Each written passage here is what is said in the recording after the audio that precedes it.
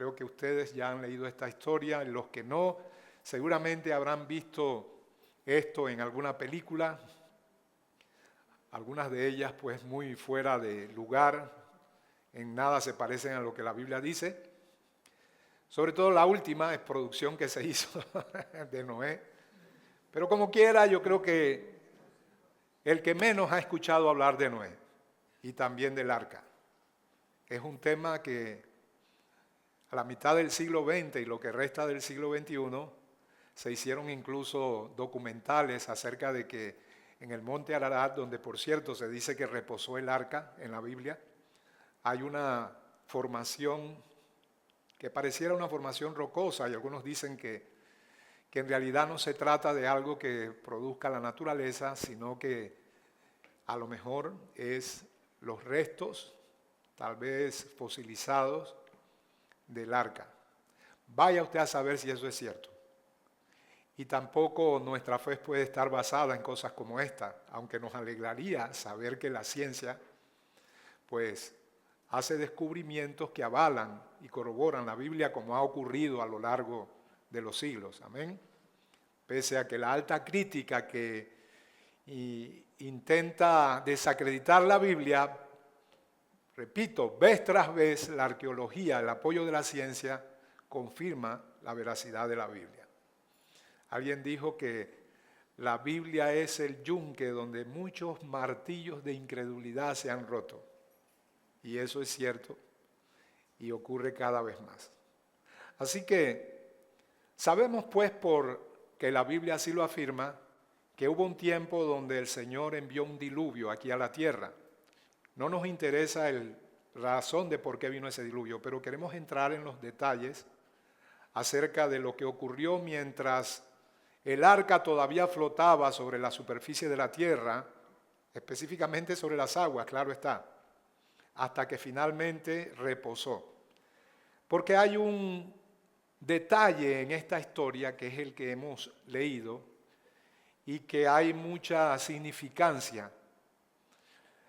Los protagonistas de este aspecto, de esta parte de la historia de el arca de Noé y el diluvio, en este caso son dos animalitos, específicamente dos aves, un cuervo y una paloma. Así que ese es el título de mi mensaje, cuervos y palomas, ¿ok? Vamos a hablar primeramente acerca del cuervo. Dice la Biblia que él, ya cuando las aguas estaban buscando su cauce, cuando ya habían pasado los 40 días y las 40 noches, por supuesto, es de entender que el agua no se bajó de inmediato, eso iba a ser progresivo. Y en ese periodo de tiempo, después del diluvio, para verificar cómo estaba la superficie de la tierra, a ver cuánto del nivel del agua había descendido, Noé envía un cuervo. La intención era clara, ¿verdad? Si los montes se habían descubierto y también la vegetación, este cuervo por supuesto que encontraría un lugar donde posarse.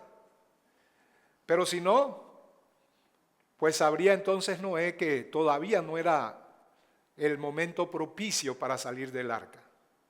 Así que este cuervo, dice el pasaje que acabamos de leer, estuvo yendo y volviendo. Ahora usted podrá pensar que yo estoy hablando de cuervos, pero en realidad no. Dice la Biblia que todo lo que se escribió para nuestra enseñanza se escribió. Porque el cuervo junto con la paloma representa dos tipos de creyentes. Noten que dice que este cuervo estuvo yendo y volviendo. Y hay creyentes así. Y mi intención no es criticarles, bueno, sí es criticarles, perdón, estoy mintiendo. Pero no criticarles en el sentido de destruirles, sino llamar su atención para que entiendan que no se trata de una actitud legalista ni farisíaca, sino que con amor te decimos que el lugar donde tú vas a encontrar la protección de Dios es en el arca de Dios. El arca de Dios no es una religión, no es una denominación, ni siquiera es este recinto, ni siquiera es la iglesia como iglesia local. El arca de protección, el arca de salvación es Cristo, ¿verdad? Fuera de Cristo no puede haber salvación. Ese mundo estaba bajo el inexorable juicio de Dios y el juicio se verificó con un diluvio. Las aguas cubrían toda la superficie de la tierra, hasta los montes más altos fueron cubiertos. De manera que ese diluvio representa el juicio de Dios. En aquel momento literal, un juicio literal, manifestado a través de una inundación universal, caótica. Y el arca, por supuesto, también era literal. Era una embarcación con medidas específicas que Dios dio a Noé para que la construyera. Incluso hoy en día se estudian estas medidas que el Señor dio a Noé y se entiende que esa embarcación tenía todas las cualidades de una embarcación moderna para poder mantenerse a flote. Y muchas otras cosas más que, hombre, no nos interesa porque no somos científicos, pero son detalles curiosos, ¿verdad?, que como dije al principio abonan a la veracidad bíblica. Pero mientras que eso allá era literal, un juicio literal, físico, y un arca literal, la aplicación neotestamentaria para nosotros es espiritual. Porque también el mundo está bajo juicio. Y cuando digo el mundo no me estoy refiriendo a la tierra física. Dice la Biblia, del Señor es la tierra y su plenitud, el mundo y los que en él habitan. Creo que en estos días estuvimos hablando del concepto mundo, según es utilizado en la Biblia. Juan el apóstol es quien mayor énfasis hace en decirnos: no améis al mundo ni las cosas que están en el mundo. El que ama al mundo, el amor del Padre no está en él. Porque el mundo pasa y sus deseos, mas el que hace la voluntad de Dios permanece para siempre. ¿Qué pues es el mundo? Es un sistema. Ciertamente no es de Dios. Cuando el hombre cayó en Edén y cedió la autoridad que Dios había delegado sobre el hombre como virrey o jerarca de la creación, la caída hizo un cambio de mando y autoridad. Y la Biblia dice que Satanás es el príncipe de este mundo. No, repito, de la tierra, sino de un sistema. Un sistema, para explicarlo, y creo que ya también he explicado eso muchas veces, aunque es un concepto abstracto, no me estoy refiriendo a un lugar físico, es un concepto abstracto. Sin embargo, el hecho de que sea abstracto no significa que es real. Vamos a poner un ejemplo. El sistema educacional. Yo les decía, si pudiéramos ir ahorita mismo al colegio La Salle, ¿qué veríamos? Hombre, todos decimos, ahí está la escuela, La Salle. Pero la escuela es más que una estructura física, ¿verdad? Allí lo que vamos a encontrar son paredes, salones, infraestructura, gimnasio, auditorio, cancha de fútbol, cancha de basquetbol, todo un complejo de infraestructura que sirve a los fines educacionales. Y decimos, esa es la escuela, pero realmente eso es la escuela. En un sentido sí, ¿verdad? Pero la escuela es mucho más que eso. La escuela es un sistema creado. Por cierto, sabemos que la educación a la cual tienen acceso los seres humanos hoy es algo de data reciente. Creo que en el siglo XIX, pero por muchos siglos las personas no se educaban. Entonces se creó un sistema educacional para darle enseñanza básica a las personas, lo más básico que pudieran leer, ¿verdad? Ahora, para que haya un sistema debe haber una mente que crea el sistema. Entonces, recuerden, estamos parados frente a La Salle, pero lo que hay ahí es una estructura inerte. Si vamos un día escolar, eso que ahorita parece ser un panorama desolado, se convierte en un panorama de mucha vivacidad. Hay cantidad de gente allí, jovencitos que portan lo que llamamos un uniforme, gente con maletines a los que llamamos profesores, otros son inspectores, pero esa gente no está allí como cuando vamos a un mall y la gente pasa de aquí para allá sin ningún propósito. No, todo eso obedece a un sistema, no están allí porque sí, están allí porque todo está planeado bajo una estructura planificada. Y precisamente eso es lo que es el sistema educacional. Ese sistema puede variar dependiendo del tipo de filosofía política que abrace el país. Un sistema educacional capitalista es distinto a uno comunista. ¿Qué es lo que les estoy tratando de decir? Lo que les estoy tratando de decir es que la escuela no es el aspecto físico, aunque también, pero dentro de ese complejo de infraestructura física opera un sistema educacional que sin duda está relacionado con una mente que lo creó. Todo esto lo he dicho para decirles que el mundo, según la Biblia lo entiende, sobre todo el apóstol Juan, que es quien es el que mayormente habla de esta revelación, habla de un sistema creado por una mente. Y dice que esa mente, detrás de lo que se ve, hay una mente invisible que no se ve y Satanás, y la Biblia lo llama Satanás. El mundo entero está bajo el maligno. Cuando el hombre cayó, repito, le cedió esa autoridad a Satanás. ¿Ustedes recuerdan la tentación del Señor en el desierto? La tercera tentación fue la siguiente. Mira, tal vez le presentó un holograma, qué sé yo. Los reinos de la tierra. Todo esto te daré si postrado me adorases. Pero dice la versión de Lucas, todo esto te daré porque a mí me ha sido entregado y a quien quiera lo doy. Ahora, él es mentiroso y padre de toda mentira, pero en este caso no estaba mintiendo. Porque efectivamente él tenía el principado, la autoridad, el mando de ese sistema que opera dentro de la estructura física que llamamos planeta. ¿Cuándo empezó? En la caída. A partir de ese momento, si lees Génesis, te vas a dar cuenta que hay un desarrollo, dos líneas genéticas, espirituales. Encontramos que a través de Abel y Set se forman grupos tribales que adoran y son gente piadosa, pero mientras que eso ocurre del lado de Abel, de Set, que fue el sustituto de Abel, del lado de Caín se desarrolla una, digámoslo así, una raza, un pueblo que se aparta de Dios. Vemos que el primer crimen ocurre con Caín matando a su hermano Abel. Y luego un descendiente de Caín llamado Lamec también hace lo suyo y mata a una persona. Y estoy señalando esto porque la muerte era algo que recién el hombre estaba conociendo. Así que el primer cadáver que la humanidad vio fue el de Abel, y eso tuvo que causar una impresión fuerte e indeleble en el corazón de ellos, porque los efectos de la caída, el Señor les dijo, el día que comáis de este árbol ciertamente moriréis, indicando con eso que al morir espiritualmente iban a morir en todo aspecto, como el tiempo de vida en aquel entonces era casi milenario. Pues la gente todavía no había visto a nadie morir, excepto a Abel, a manos de Caín. Y esto causó tal impresión que Caín dijo, Señor, ocurrirá que todo aquel que me vea me matará.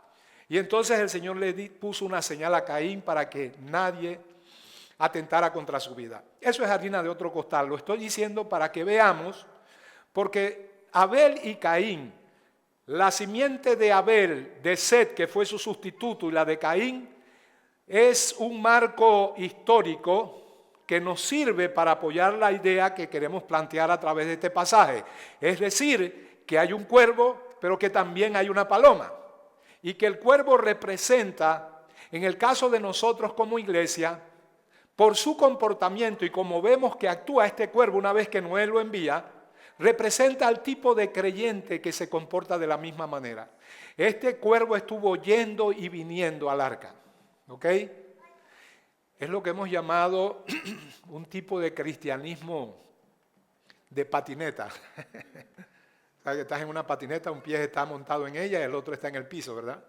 Hay personas con un pie en la iglesia, en el cristianismo, y otros en el mundo.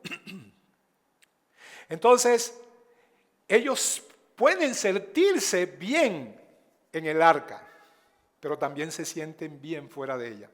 ¿A dónde iba este cuervo si la tierra toda estaba cubierta de agua? Hombre, seguramente que había muchos cadáveres flotando en la superficie del agua.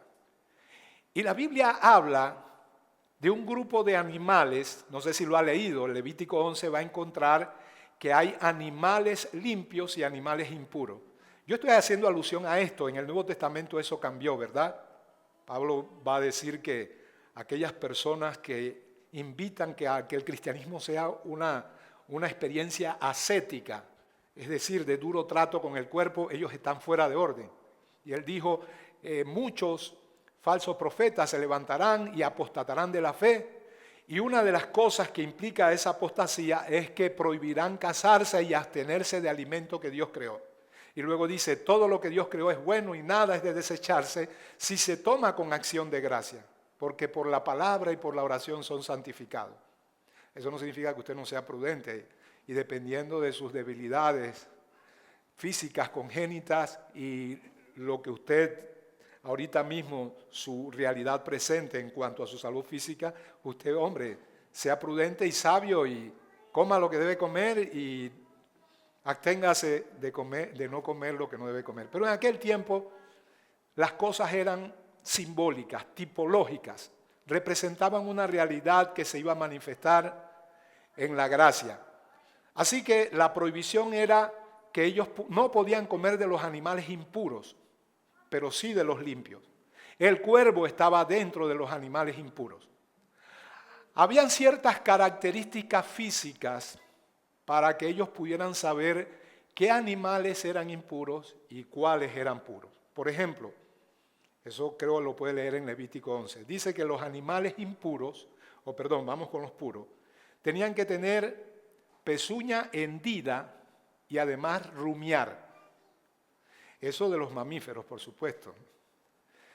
Otra vez, los animales puros tenían que tener pezuña hendida y además de eso rumiar. Noten que la pezuña hendida es una característica evidente, notoria, se puede ver, ¿verdad? El rumiar no tanto, porque el rumiar es ese sonido que hacen los animales rumiantes cuando están ingiriendo alimento. Así que uno es una característica externa, visible, y otro es una característica interna. Ahora dice, los animales puros tenían que tener estas dos características. La evidente y notoria pezuña hendida, y la no tan notoria, sino que podríamos decir que era algo interno, el rumiar. Pero los animales impuros dice, si tiene pezuña hendida pero no rumia, no comeréis de él. Si rumia pero no tiene pezuña hendida, no comeréis de él, o si tiene pezuña hendida pero no rumia, no comeréis de él. Bien, ¿por qué digo esto? Porque el creyente tiene una vida evidente que todos ven. No hay tal cosa como que yo soy un creyente, tú no conoces mi corazón, vivo como el diablo, pero no me juzgues porque internamente Dios sabe mi corazón, me conoce y yo sé que yo le amo. ¿Verdad? No, el creyente representado por los animales puros es uno que tiene pezuña hendida. Eso significa, tiene un testimonio de vida, no perfecto. Pero evidentemente hay un cambio en él que está en progreso. Como yo siempre digo, póngase un letrero que diga construcción en progreso para que nadie espere de usted más de lo que debe esperar. ¿Verdad? Hay una característica visible como aquellos animales puros la tenían, pezuña hendida. Pero eso es producto de una característica no visible, no notoria, interna. Es decir, que tienen devoción con Dios, tienen comunión con Dios, leen su Biblia, oran, tienen actividad interior, meditan en las cosas del Señor, repudian sus pecados, sus debilidades, quieren hacer algo por eso, no lo ignoran, no son indiferentes a las cosas que no han podido lograr. Hay mucha actividad interior, ellos rumian, y me gusta que usa la palabra rumia porque es la misma palabra que utiliza la Biblia cuando habla de que meditemos en la palabra de Dios. El mismo concepto, así como el animal rumiante, por ejemplo, una vaca ingiere alimento, ella ingiere ese alimento, lo mastica, le saca hasta el último jugo, lo lleva a un estómago, luego a otros, no sé cuántos estómagos son, pero en esa actividad de rumiar, el animal rumiante, la vaca, extrae todos los nutrientes de aquello que se comió. Y así es el creyente. El creyente, simbolizado por la paloma como un animal puro, tiene comunión con Dios, tiene vida interior profunda y rumia la palabra de Dios, extrae de ella hasta el último nutriente, pero tiene un testimonio externo, ¿verdad? Ahora, los impuros dice, tienen pezuña hendida, pero no rumian. En otras palabras, hay muchos creyentes como los fariseos, dice la Biblia que Jesús los criticó y dijo, ustedes extienden los flecos de sus filacterias. Eran unos flecos que ellos tenían en sus vestimentas. Lo que eso simboliza para nosotros es aquel deseo de que vean mi propia justicia, de que vean mi devoción, que vean mi piedad. No porque estoy interesado en ser piadoso, sino porque quiero aparentar delante de otros que lo soy. ¿Verdad?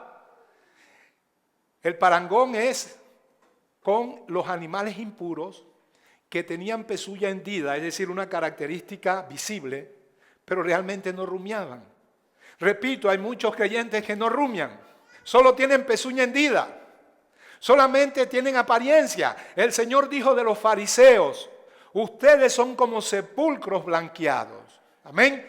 Y ya hemos explicado los sepulcros blanqueados cómo son.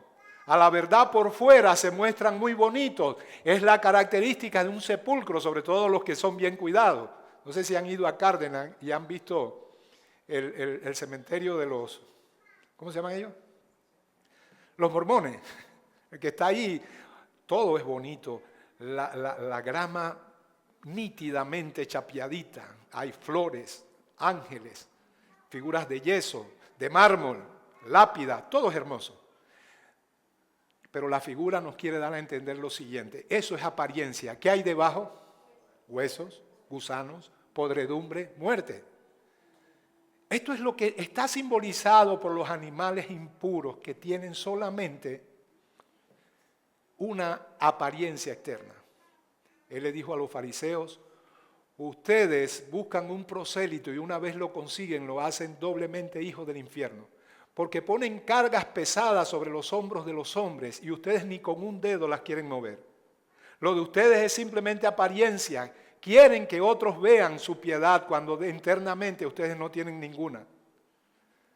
Entonces no vivamos una vida de solo apariencia, sin tener vivencia interior profunda. Amén. Pero lo contrario también puede ser la verdad.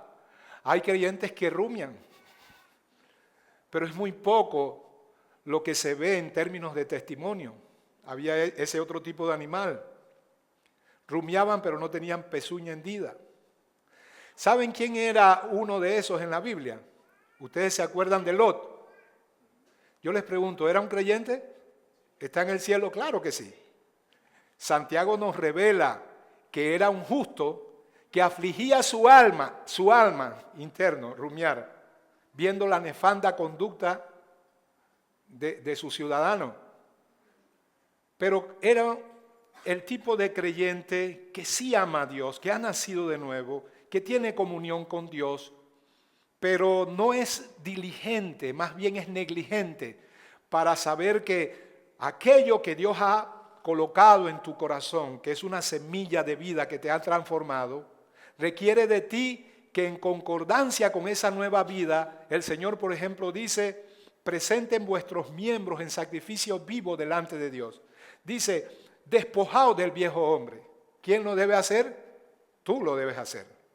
Entonces, hay un constante reproche, Señor, fallé otra vez, perdóname. Porque solo rumian, aman las verdades. Eso describe muy bien el capítulo 7 de Romanos, el libro de Romanos. ¿Y qué dice el capítulo 7? Ya deben estar cansados de que yo lo repita. Capítulo 7 dice, porque yo quiero hacer el bien, lo quiero, lo deseo, pero al final de cuentas quedo haciendo lo que es malo.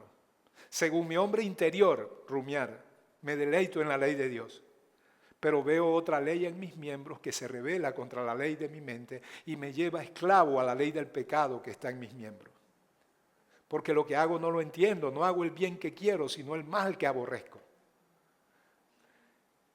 Ahí está un creyente que solo rumia, pero no tiene la capacidad porque no abandona al mundo, no abandona ese sistema, esa forma de pensar, ese sistema espiritual abstracto por el cual las personas han sido engañadas para anunciar a Dios o para tener un concepto equivocado de Él. No se consagra, no busca que la Biblia sea el ancla de su fe. Entonces hay una lucha interna donde a pesar de que es un creyente verdadero, no puede expresar mucho testimonio. Lot era así, a diferencia de Abraham. El Señor en una ocasión le dijo a Abraham, tienes que apartarte de él, porque te va a estorbar. La Biblia dice, no os unáis en yugo desigual con los incrédulos. Ok, no está diciendo que no tengas contacto, está diciendo para cosas espirituales no lo hagas porque te va a estorbar. Sin embargo, Abraham amaba mucho a Lot, entrañablemente, tanto que en una ocasión tuvo que irlo a rescatar de un poco de reyes impíos que lo habían llevado secuestrado. Él amaba a Lot. De hecho, se lo trajo de Ur de los Caldeos cuando Dios lo llamó precisamente porque lo amaba, cuando él no tenía que llevarlo. Pero Lot era un hombre de lo que veía, de recibir estímulos que alimentaban su carnalidad. Y en un momento, Abraham, que era un hombre espiritual y que esperaba en Dios, no en lo que sus ojos veían, le dice, mira, la tierra está delante de nosotros. Así que, si tú vas a la derecha, yo voy a la izquierda. Y si yo voy a la izquierda, tú a la derecha. Ese es un hombre espiritual. Abraham no se está dejando llevar por vista. No, yo no le voy a decir a él que coja a la derecha porque a la derecha está el mejor terreno, no, que se vaya para la izquierda, no. Escoge lo que quiera. ¿Quieres tomar ventaja de mí? Tómala. Porque yo espero en Dios. ¿Y qué dice la Biblia? Que Lot fue poniendo sus tiendas vez tras vez hasta llegar a Sodoma. Tomes Sodoma no como el concepto tradicional, sino como el mundo, como irse y perderse buscando aquello que me da placer y no buscando la voluntad de Dios. No hay nada de malo en obtener cosas que nos satisfacen, claro que sí, no hay nada de malo. Lo malo está en que muchas de esas cosas quizás Dios no la quiere para ti en un momento dado, y el creyente que es como Abraham espera en Dios. En un momento después de todo eso dice la Biblia que ahora Dios le dice a Abraham, alza tus ojos. Noten que no es Abraham tomando una decisión, sino Dios diciéndole a Abraham, alza ahora tus ojos. Lot alzó sus ojos de su propia voluntad para conseguir lo que él quería. Pero ahora Dios le dice, alza tus ojos y mira la tierra y todo esto te lo voy a dar. Así que no hay nada de malo con tener grandes cosas. Abraham tuvo mejor que Lot, ¿verdad? Pero fue por Dios y porque Dios quiso. Igual si Dios no lo quisiera para ti también sería bueno. Es asunto de la voluntad de Dios. Amén. Eso es lo que distingue a un cuervo de una paloma. El cuervo busca su propio bien. Este cuervo salió del arca y fue a parar porque se quedaba un tiempo fuera y regresaba al tiempo. ¿Dónde se paraba ese cuervo para poder quedarse un tiempo fuera del arca? Hombre, se asentaba en los cadáveres que estaban flotando, comiendo muerte. El creyente que se parece al cuervo come muerte, no vida. Amén. El Señor dijo, las palabras que yo os hablo no son meramente información para que la tengas en tu cabeza, pero con un mal testimonio de vida. De hecho, eso te hace peor que el que no conoce a Dios. Porque al que más se le da, más se le demanda. Y yo siempre le he dicho a todos ustedes, no se enorgullezcan, estamos en una iglesia de sana doctrina. No. La doctrina tiene un fin, un propósito. La doctrina es la enseñanza para que seas como Cristo. Pero si la tienes en forma de información y poco reflejas de Cristo, eres doblemente culpable. ¿Amén? No, yo no estoy en iglesia que todo es dinero y cuestión. ¿Y eso qué? Eso te puede hacer más responsable de lo que ahora sabes.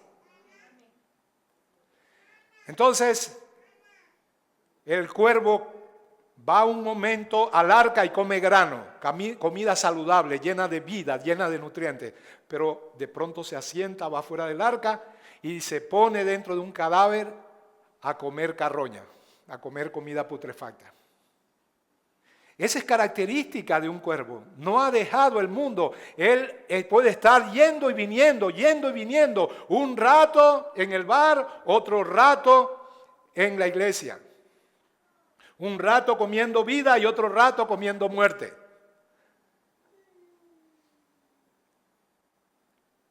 ¿Saben que el cuervo, eso lo leí, de que es un ave que le llama la atención las cosas brillantes?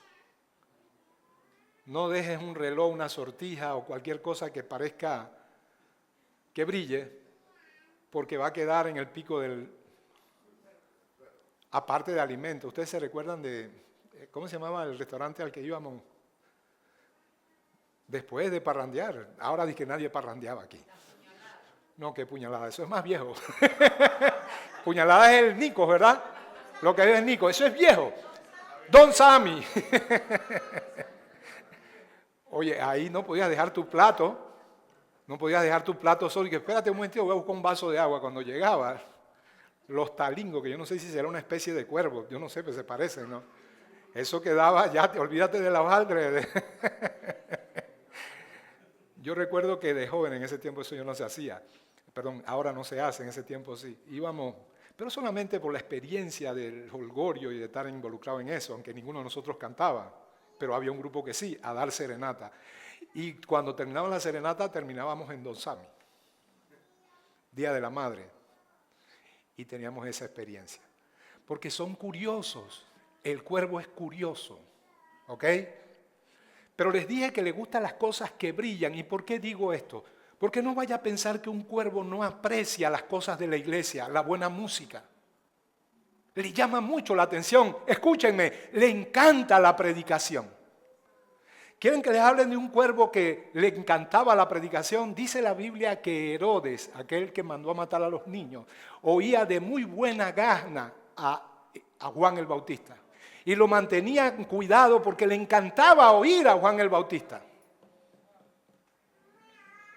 Lo único que no va a hacer un cuervo como Herodes es que cuando tenga que escoger entre las verdades que admira, entre esa predicación que de alguna manera toca las fibras íntimas de su corazón, él tiene un sentido de la estética muy desarrollado y le encanta la buena exposición, le encantan los argumentos bien elaborados, porque repito, tiene un sentido fino de lo que es de valor, de lo que brilla. Pero hasta allí, cuando eso compromete sus más apetecibles deseos, él va a escoger por sí mismo. A pesar de que tenía a Juan custodiado porque amaba su predicación, en un momento tenía una esposa, se llamaba Herodías, ella tenía una hija, y le dijo, el día del cumpleaños de Herodes, tú vas a bailar, así como Shakira. Le puso el CD, yo estoy bien desfasado. Lo que sea, ¿cómo es? El Spotify de Shakira, y te vas a aprender y le vas a esa misma, así como ella, vas a bailar delante de él. Y dice la Biblia que al final este hombre, recuerden que es un cuervo, el cuervo se impresiona. Él vive para sí, para los estímulos y apetitos de su carne. Eso es lo que le satisface. Así que al ver a esta jovencita, este loco dice, pídeme lo que quieras y hasta la mitad del reino te daré. Y una palabra como esa, de compromiso de un rey, en aquel tiempo era irrevocable. Y ella le dice, aconsejada por su madre, quiero la cabeza de Juan el Bautista. Y eso entristeció a Herodes, pero no lo suficiente para abstenerse de no cortarle la cabeza. ¿Qué es lo que te quiero decir? Que yo puedo estar engañado pensando que, bueno, yo estoy en el arca, sí, algunas veces me doy mi canita al aire y mi vueltita por el mundo, pero yo estoy en el arca y me encanta escuchar la predicación, yo amo estas ideas, las abrigo en mi corazón. Pero si un día tengo que escoger entre mi placer, mi yo, mi ego, mi satisfacción, hombre, esa voz profética que habla en mi corazón y que te dice, dale por allí, conságrate más, lee más la Biblia, escucha más mensajes, vive para Cristo. Si tengo que escoger en eso y mi placer, yo voy a cortar esa voz profética de mi interior con tal de satisfacer mis más bajos instintos. Entonces, a los cuervos les fascina mucho el carisma humano. Hoy hay muchos centros religiosos que se llaman iglesia, que en lugar de un púlpito tienen una tarima de atracción y entretenimiento, donde hay uno que se llama predicador y lo menos que predica es el evangelio, pero sí mucha motivación humana. Es a estos a los que Charles Spurgeon, el príncipe de los predicadores, se refirió en el siglo XIX cuando dijo, Veo cercano el tiempo en que en lugar de haber predicadores alimentando a las ovejas, lo que habrá será payasos entreteniendo a las cabras. Pudiéramos en lugar de decir cabras, cuervos, porque les gusta el entretenimiento. Les gustan las luces, el oropel. Quizás se duerman ante un mensaje que trata de explicar la Biblia, pero van a estar muy eufóricos ante un mensaje que les dice que ellos valen, que el Señor mandó a su Hijo Jesucristo para que muriera por nosotros porque Él dio lo más valioso del cielo por gente que le retribuiría su valor. Al final de cuentas, uno paga grandes sumas por cosas de valor. Tú no pagas lo mismo por un Toyotita, bueno, ya no son Toyotitas, la verdad, por un carro, yo no sé, cualquiera, que por un europeo. Tú no pagas lo mismo por una agüita de esa con un olorcito ahí que por un perfume verdadero, ¿verdad? Ese concepto no es el que la Biblia quiere enseñarnos acerca del sacrificio de Jesús en la cruz. No es que Él pagó un alto precio porque lo que rescató tenía valor en sí mismo. La Biblia no dice eso. Una madre estaría dispuesta a sacrificar su vida, aunque aquel hijo por el cual la sacrifica sea un bueno para nada. El valor de su sacrificio no está en lo que representa el hijo, está en el amor que ella tiene. Amén. Y hay muchas cosas que pudiéramos decir al respecto. Ustedes recuerdan, yo en una ocasión lo ilustré con... Es un poema que una vez se cantó en nuestra folclore a través de una décima de un hombre que fue fatalizado por el amor de una mujer. Por supuesto es algo fantasioso, pero lo que quiero rescatar de ese poema, de esa décima, es que ahí hay un hombre fatalizado por una mujer que está dispuesto a hacer todo por ella. Ese es el cuervo que por el mundo y por lo que le atrae, vende sus más caros afectos. Y la mujer le dice, en muestra de tu amor, quiero el corazón de tu madre. Y dice que él iba nervioso, él no quería, pero la atracción por esta mujer, entienda el mundo, la carne, el pecado, era más fuerte que su veneración y su amor profundo por su madre. Así que él va al cuarto, toma el cuchillo, lo empuña, se lo asesta, le saca el corazón a la madre. Y ustedes recuerdan eso, ¿verdad? Eso a mí me enternece, la verdad es que me toca profundo porque es un atisbo de lo que es el amor de Dios. Cuando va saliendo se tropieza y cae y el corazón le dice, te has hecho daño, hijo mío. Ese es el amor de Dios. Así que yo no estoy diciendo esto para darle duro a los cuervos, porque todos tenemos algo de eso. Y todo predicador que haga pensar que de aquí allá hay una diferencia enorme, no sé si me explico, que nosotros somos unos superdotados espirituales, nosotros somos igual que ustedes, con las mismas luchas, con un poquito más de experiencia, de conocimiento y entendimiento teológico y espiritual, y por eso estamos aquí.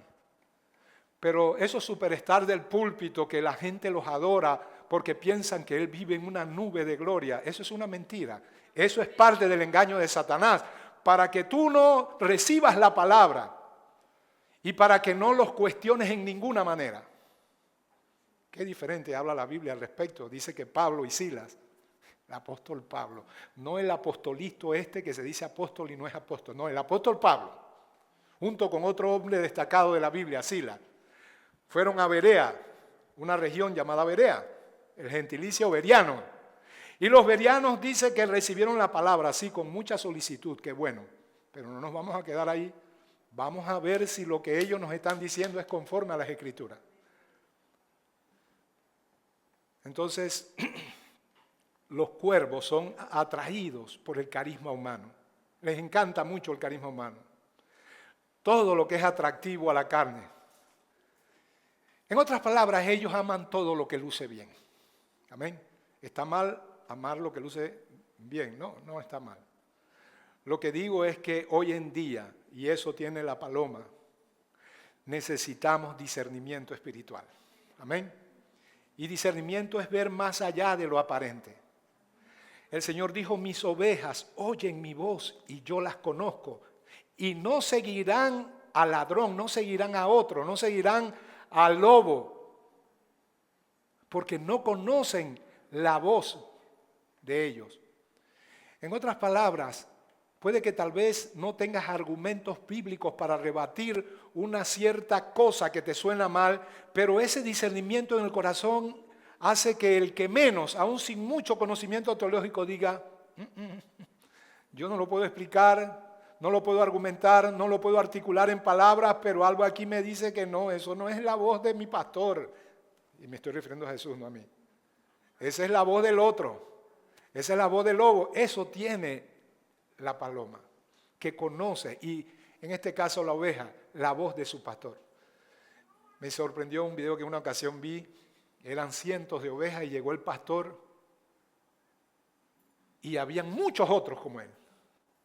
Y el pastor hizo un silbido, no sé, fue una especie de grito muy gutural.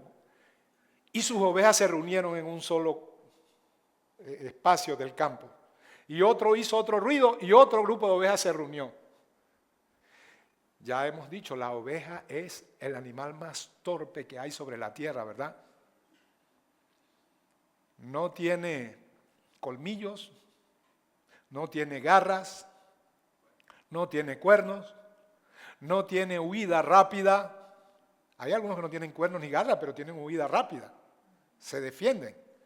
Pero la oveja no tiene nada de eso. Y su vista es defectuosa, no ve más allá de cierto límite, bastante angosto, y además de eso, propenso a tener infecciones en la vista. Pero tiene algo que no tiene ninguno de los dos animales. Tiene una capacidad de entender, escuchar y saber quién es su pastor. Por lo tanto, una oveja necesita un pastor. Digámoslo de otra manera, una paloma necesita un Noé en el arca. De la forma en que organiza el arca y la forma en que ha de alimentar a todos los que están dentro del arca. ¿Cuántos dicen amén? Miren, con respecto a esto que les dije acerca de... Porque a veces nos estamos llenando de cuervos. Nosotros mismos muchas veces dejamos vivencias que teníamos en el pasado, perdiendo nuestro primer amor, para adoptar otras que se asemejan a los cuervos. En los 70 y en los 80, en lo que los más viejos de aquí se convirtieron, no habían muchos atractivos para los cuervos. Las iglesias eran carpas indeseables o techos de zinc que después de una hora de predicación se convertían en una suerte de microondas. Y los que cantaban, los que dirigían la música, estaban sí llenos de mucha devoción, pero de poca afinación. No es la profesionalidad que hoy había. Así que los que estaban allí, en su mayoría, a diferencia de hoy, eran gente que amaba al Señor. Yo no estoy diciendo que eran perfectos, nadie se sienta aludido porque éramos imperfectos. Lo que estoy hablando es de que con corazón sincero amaban al Señor. La diferencia, y yo quiero puntualizar esto bien claro, de una paloma y un cuervo, no es que la paloma es perfecta, no lo es, no lo es, en mayor o menor medida. Solo que sabe dónde está su lealtad, ama al Señor Jesús, no tiene doble agenda, ¿ok? Eso es el cuervo. Hemos puesto el ejemplo de un Herodes. Amén. Y con eso lo que queremos decir es que no sea solamente como el cuervo que se extasía como Herodes oyendo a Juan. Santiago nos va a decir, sean hacedores de la palabra y no tan solamente oidores, engañándoos a vosotros mismos. Porque el que oye la palabra él la representa como un espejo, ¿verdad? Como si te pusieras frente a un espejo y ves tu rostro y luego ves que hay una mancha. ¿Y qué haces? Hombre, yo no sabía que tenía una mancha, pero el espejo refleja mi imagen en él y me hace ver que tengo una, así que procedo a limpiarla. Él dice, el que es tan solamente oidor y no hacedor es como el que mira su imagen en el espejo y luego se va y olvida cómo era. La Biblia es como un espejo que expone nuestra suciedad. Amén. Que nos dice, ¿estás oyendo? Ten un temor reverente con respecto a eso y haz algo. No seas indiferente. No salgas de aquí diciendo eso no es conmigo, no me importa. O no salgas diciendo como el cuervo, qué bonito. Oye, me gustó ese mensaje. Miren, una de las cosas, y no ahora no les estoy diciendo no lo haga, pero a mí me gustaba al principio, no sé si recuerdan, era que, y yo sé que yo era el que estaba mal, la gente lo hacía con buena intención. ¿Qué mensaje más bonito? Yo, pero si yo no soy cantante, ni he subido a hacer una poesía, yo vine a dar un mensaje. Yo prefiero que me diga ese mensaje está duro. Esa era una mala majadería mía, no era mala intención. Pero como quiera podemos entender que el mensaje no está para que qué bonito. Como cuando vas y ves un espectáculo. Los predicadores hoy hablan de, este es mi mensaje, que nadie me lo reproduzca. Me molesta eso, ¿sabe? Porque como yo siempre he dicho, el predicador no es un portador de un mensaje motivacional o de nuevas revelaciones. Es simplemente uno que predica la palabra y debe predicarla tal cual como está en la Biblia, ni quitarle ni añadirle. Él solamente transmite y explica lo que la Biblia dice. Así que, ¿qué es eso de derecho de autor? ¿Qué es eso de originalidad? Bueno, puede haberla en el estilo, eso sí. Pero ustedes ven que en la sana doctrina hay uniformidad. ¿Por qué? Porque nadie está predicando cosas nuevas, inventos de la imaginación humana. Se está predicando lo que se entiende, la Biblia revela. Amén. Pero muchas veces los cuervos lo que les gusta es lo creativo, lo imaginario. Mira, este es mi mensaje. Bueno, yo no quiero escuchar tu mensaje, quiero escuchar solo uno, el del Señor Jesús. Yo no quiero originalidad en el púlpito en cuanto al mensaje. El estilo es otra cosa, somos individuales y como personas tenemos estilos diferentes, pero el mensaje apunta a una realidad y es hacernos semejantes a Cristo, a los que antes conoció, predestinó para que sean conformados a la imagen de Jesucristo. Ese es el propósito en la vida cristiana y es el propósito del mensaje, forjar a Cristo en cada uno de nosotros. Pablo les dijo a los Gálatas que fueron seducidos por los judaizantes, que le dijeron no basta la fe, tienes que tocar chofar y poner en tu iglesia una bandera judía y poner esto y danzar hebreo. No solamente tienes que volverte al judaísmo. Él les dijo, ¿quién os fascinó a vosotros entre quienes Cristo fue presentado claramente para seguir otro evangelio? Hijitos, dice, por los cuales vuelvo a sufrir dolores de parto hasta que Cristo sea debidamente formado en vosotros. Ese es el propósito de la predicación. Le preguntaron a John MacArthur en una ocasión, ¿a usted no le preocupa incomodar y ofender a mucha gente con su mensaje? Él les dijo, no, me preocupa lo contrario. Porque el Señor dijo, bienaventurado soy cuando por mi causa os vituperen y os persigan y digan toda clase de mal contra vosotros, mintiendo. Alegraos y gozaos porque vuestro galardón es grande en el reino de los cielos, porque así hicieron con los profetas que fueron antes de vosotros. Y añadió, ay de vosotros cuando todos hablen bien de ustedes. Amén. Ahora bien, cuando decimos esto no es que nos vamos a... Oye, ¿eso qué fue? Nos vamos a congraciar tratando de ser los más. No. La idea no es que yo quiero ser ofensivo por querer ser ofensivo para hacerme el héroe del púlpito, no. El asunto es que el mensaje ya de por sí, tú puedes amar con amabilidad. No tienes que poner tu humanidad en el mensaje. El mensaje de por sí. Jesús dijo a sus hermanos, les dijo, miren, el mundo no los puede aborrecer a ustedes, pero a mí me aborrece. ¿Por qué? Porque yo testifico que sus obras son malas. Y el mundo no quiere que se le diga que sus obras son malas, sino que tú eres la divina pobada, la Coca-Cola del desierto, el rey del cielo, lo bonito, no hay nada malo contigo. ¿Verdad? Pero el mensaje ya de por sí, sin que tú le añadas un acto heroico de parte tuya, aquí está el predicador de sana doctrina que más ofende. No, el mensaje de por sí. Y teniendo en cuenta de que tú no eres mejor, tú eres simplemente un vocero. Dice la Biblia, si alguien es sorprendido en una falta, ustedes que son espirituales, ¿qué hacen? Restáurenlo con espíritu de mansedumbre, considerándote a ti mismo, no sea que tú también caigas.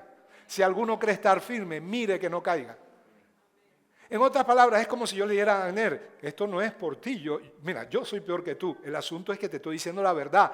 Yo soy peor, necesito más esa verdad, pero yo te estoy viendo que te estás apartando de la verdad. Así que yo no te estoy diciendo, aquí está uno que es mejor que tú. No, yo te estoy diciendo, no te vayas para allá, vente para acá, vente a la verdad, porque yo la necesito más que tú, pero tú también.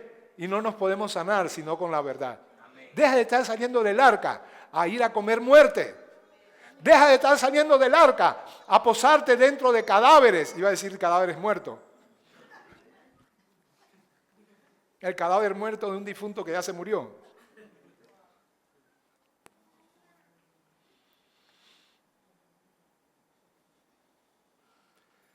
Dice la Biblia en Levítico 5:2, asimismo la persona que hubiere tocado cualquier cosa inmunda, sea cadáver de bestia inmunda, o cadáver de animal inmundo, o cadáver de reptil inmundo, bien que no lo supiere, será inmunda y habrá delinquido delante de Dios. Esto era físico, literal, recuerden, esto era un periodo, no quiero explicarlo mucho, pero el periodo de la ley, ¿verdad? Sabemos que nadie puede ser justificado por las obras de la ley. La ley, dice la Biblia, era como si Dios por medio de ella estuviera diciendo, mira, este es el estándar de Dios. Con ello no te quiero invitar a que lo cumplas porque no puedes, sino para que pierdas la esperanza de que puedes cumplir con la ley. Y para que perdiendo la esperanza digas, si yo no me puedo salvar por esto, necesito un Salvador. Entonces Dios te dice, la ley cumplió su cometido. Ha sido como un maestro que te enseña que no te puedes salvar por ti mismo, para que eso apunte al Calvario, a Cristo, ¿verdad? Así que estas verdades eran literales. El que se aproximaba a un cadáver, dice, era inmundo, tenía que estar fuera del campamento. Bien, pero aplicación neotestamentaria. Yo sé que muchos de los cuervos luchan y dicen, yo quiero consagrarme, yo quiero ser paloma, pero no puedo. ¿Pero por qué? Porque aquello que recibes del mundo y de lo cual te nutres imposibilita la capacidad que tienes para poder vivir de acuerdo al estándar de Dios, vivir en el poder del Espíritu. Si estás comiendo muerte, no esperes vitalidad. Porque la vitalidad viene cuando estás en el arca, nutriéndote de grano, nutriéndote de germinados y cosas que están pletóricas de vida. Amén. Entonces, sí, yo sé que tu lucha, miserable de mí, ¿quién me librará de este cuerpo de muerte? ¿Romanos qué? Y nunca hacemos esa transición a Romanos 8. Porque lo deseamos, pero no hacemos algo al respecto. Significa que, y Dios no te llama a hacer una asceta, repito, pero por lo menos si hay algo que te invita a la tentación, aunque el mismo Pablo ha dicho, miren, yo no les digo que se aparten de los pecadores fornicarios adúlteros de esta tierra, son sus amigos. No, muchos de ellos son amigos de ustedes y tienen comunicación con ellos. Pero quizás no comunión con tus hermanos, pero les he dicho más bien, porque tendrían que salir del mundo si no tienen contacto con los pecadores. No, yo les he dicho que se aparten de aquel que llamándose hermano, anduviere como cuervo. O sea, no es apartarse en el sentido de que no le ame, es que él entienda que tú estás triste y tienes celo santo por él, no estás haciendo lo que es correcto.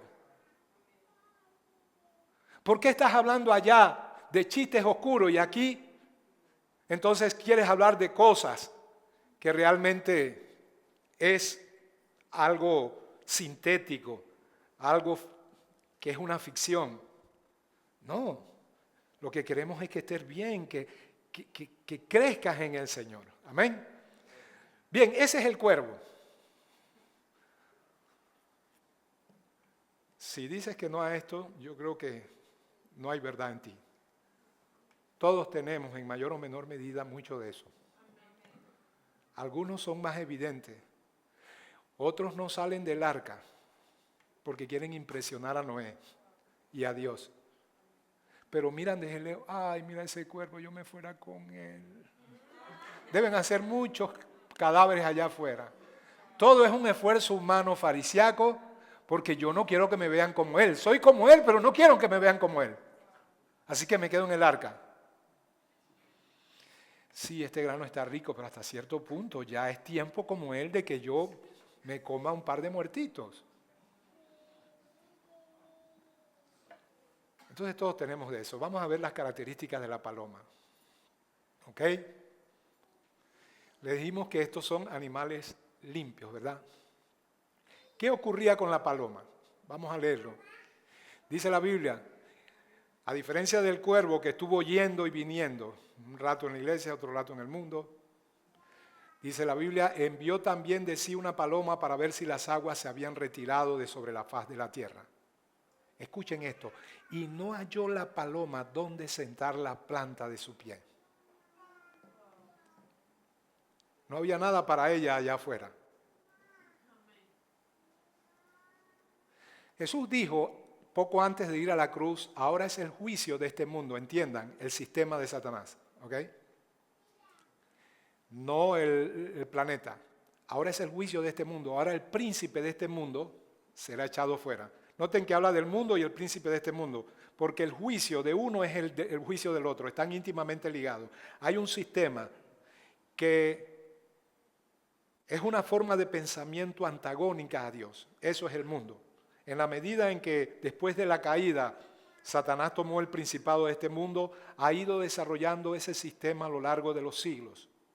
¿Ok? Y lo hace de dos maneras. Ambas cosas apartan a la gente de Dios, con religiosidad humana y con ateísmo humano. Hubo un tiempo en que estaba a la orden del día la religión humana. En muchas maneras. Dios nunca estuvo detrás de eso, pero el mundo creyó que sí. Era una imposición y un oscurantismo único que impidió el avance del ser humano en todas las áreas del quehacer, en la filosofía, en las artes, en la ciencia y sobre todo en lo espiritual. En reacción a eso, el péndulo osciló hacia otro extremo y surgieron los grandes filósofos ateos que dijeron, eso es ridículo, y verdaderamente lo era, solo que Dios no estaba detrás de eso. Surgieron los filósofos que dijeron, Dios ha muerto, no necesitamos a Dios, estamos en una era de ilustración, de mayor conocimiento. Yo he sintetizado esta historia que es más compleja en esos dos conceptos. Un periodo de oscurantismo donde la religiosidad marcaba el paso, ¿verdad? La religión ha sido el principal opositor de Jesucristo.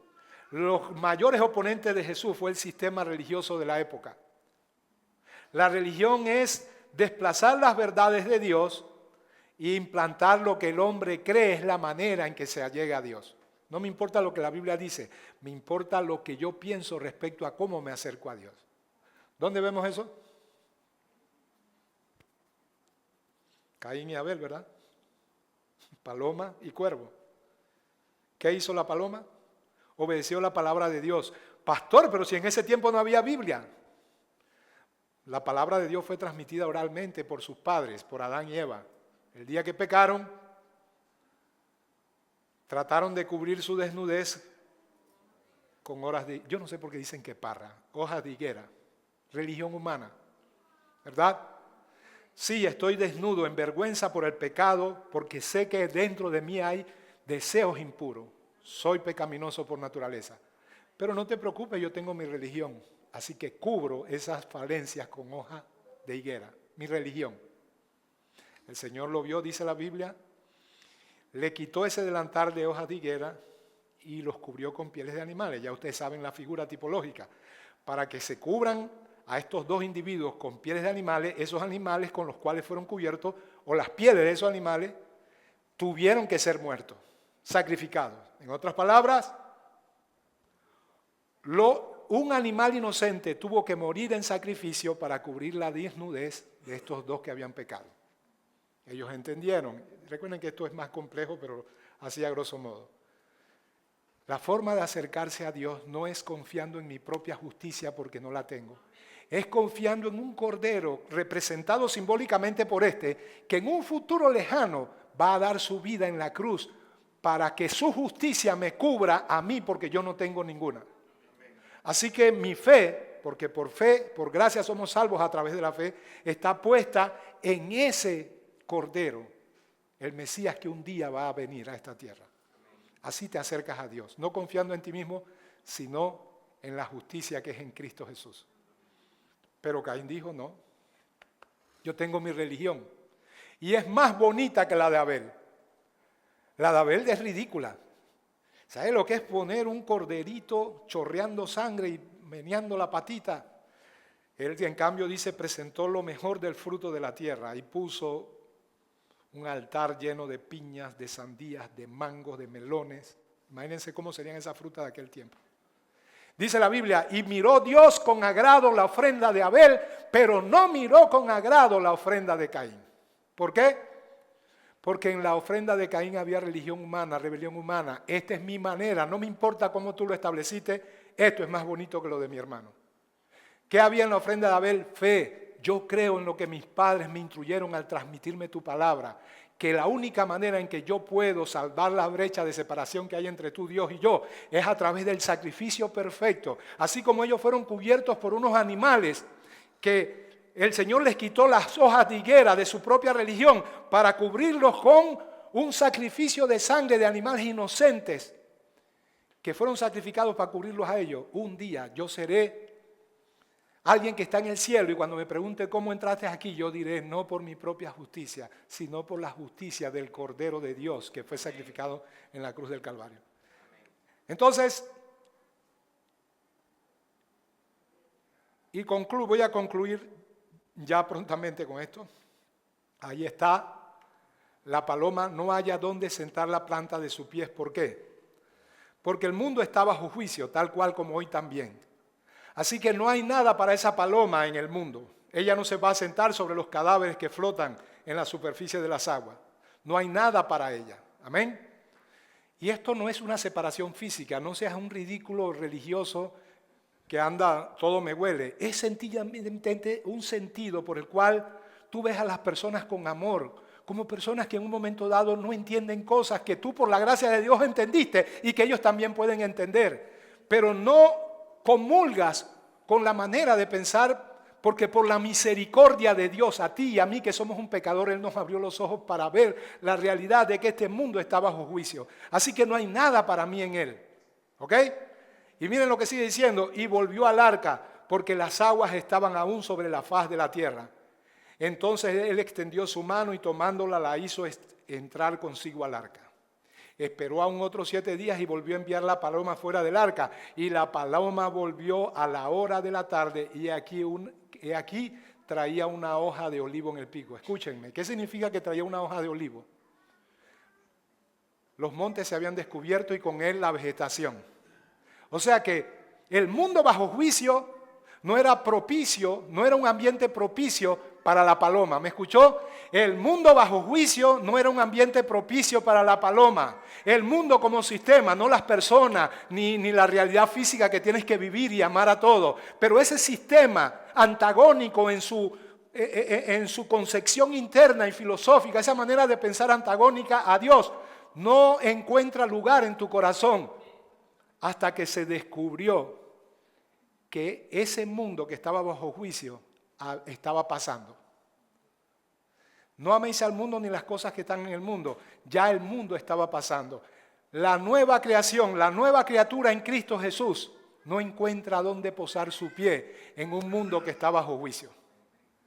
Así que la paloma se posó en la rama de un árbol de olivo y tomó una hojita y la trajo. Y ahí se dio cuenta Noé que ya había pasado el mundo antiguo. Y concluyo con esto. La Biblia dice, de modo que si alguno está en Cristo, nueva criatura es. Las cosas viejas pasaron y aquí todas son hechas nuevas. Literalmente el original griego dice, de modo que si alguno está en Cristo, nueva creación es. Amén. Y yo les he pedido explicación, nunca me la han dado. ¿Qué es una nueva creación? Algo que no existía, que comienza a existir a partir del momento en que comienza a existir. Amén. El mundo antiguo estaba pasando y dando lugar a uno nuevo. ¿Cuál era el mundo antiguo? El mundo bajo juicio, bajo el diluvio. El nuevo mundo era aquel que se descubría cuando la paloma se posa sobre y curiosamente un árbol de olivo, y ustedes saben la significancia del olivo en la Biblia, ¿verdad? ¿El olivo sirve para qué? Para hacer el aceite de la gran unción. ¿Y qué representa el aceite de la unción? Al Espíritu Santo. Amén. Es allí donde el creyente encuentra vida. Eso es lo que mueve al creyente. Todos los que son hijos de Dios son guiados por el Espíritu de Dios. Ellos son nuevas criaturas en Cristo Jesús y toda su vida está sobre la base de la guía del Espíritu Santo. Dice la Biblia que si vivimos conforme a la carne moriremos, mas si por el Espíritu hacemos morir las obras de la carne, viviremos. Amén. Dice, deudores somos no a la carne te va a perseguir hasta el día de tu muerte, tus pasiones. No le debes nada a ellos. Antes eras esclavo de la carne, ahora ella te atrae con fuerza, pero un esclavo tiene por qué obedecerle. Uno que es libre no tiene por qué hacerlo. Amén. Entonces, deudores somos no a la carne para que andemos conforme a la carne, dice Romanos 8. Porque si vivimos conforme a la carne moriremos. Amén. Dice que el Espíritu que le ha hecho morar en nosotros nos anhela celosamente. Y ese Espíritu dentro de nosotros, ¿qué dice? Abba Padre. Es una forma de decir, en el interior de ustedes está la esencia del olivo, que es el Espíritu Santo. Y el Espíritu Santo los anhela celosamente y les da testimonio de que ustedes son hijos de Dios. No le deben nada a la carne, ni le deben nada al mundo. Si alguno es vencido, es hecho esclavo de aquel por quien es vencido, sea del pecado para muerte o sea de la justicia para vida eterna. No seas vencido por la carne, sino que la justicia de Dios mora en ti. Hagamos el tránsito de la agonía de Romanos 7, viviendo como cuervo, a Romanos 8. Y digamos con Pablo, la ley del Espíritu de vida en Cristo Jesús me ha librado de la ley del pecado y de la muerte. Porque lo que era imposible para la carne, porque era débil. En la carne somos débiles para hacer la voluntad de Dios.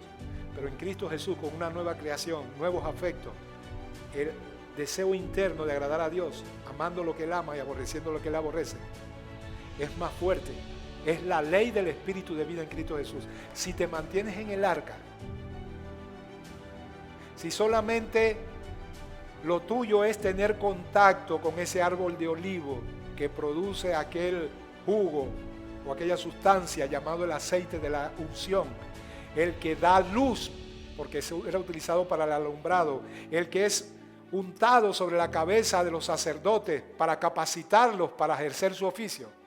Si tienes contacto con eso y todo eso pertenece a la nueva creación, no a la antigua, entonces vas a poder vivir no de tajo, pero progresivamente en el poder del Espíritu Santo. Y verás que el arca te resulta el lugar más cómodo para estar. Y disfrutarás del alimento que allí hay. Y te recrearás allí esperando el nuevo cielo y la nueva tierra, porque sabes que allí es donde podrás disfrutar plenamente de esta nueva vida, en la que cada segundo en la eternidad será de mayor felicidad al segundo que dejamos atrás. Una aventura sin aburrimiento, totalmente fuera del alcance de nuestra imaginación, pero que Dios tiene preparado para los que le aman. Aún no se ha manifestado lo que hemos de ser, dice la Biblia, pero cuando Él venga, seremos como Él, porque le veremos cara a cara. ¿Y qué significa que seremos como Él? Libre de la naturaleza pecaminosa, y para los que quieren espiritualizar todo, con un cuerpo glorificado, perfecto, que no envejece, que no se afea, que no se engorda y que vive para siempre y es indestructible, tal cual como el Señor cuando resucitó. Amén. Eso es lo que nos depara el permanecer en el arca y ser una paloma fiel que solamente tiene contacto con alimento vivo, puro, que solamente se recrea en el arca y solamente tiene contacto con el aceite de la unción del Espíritu Santo. Amén.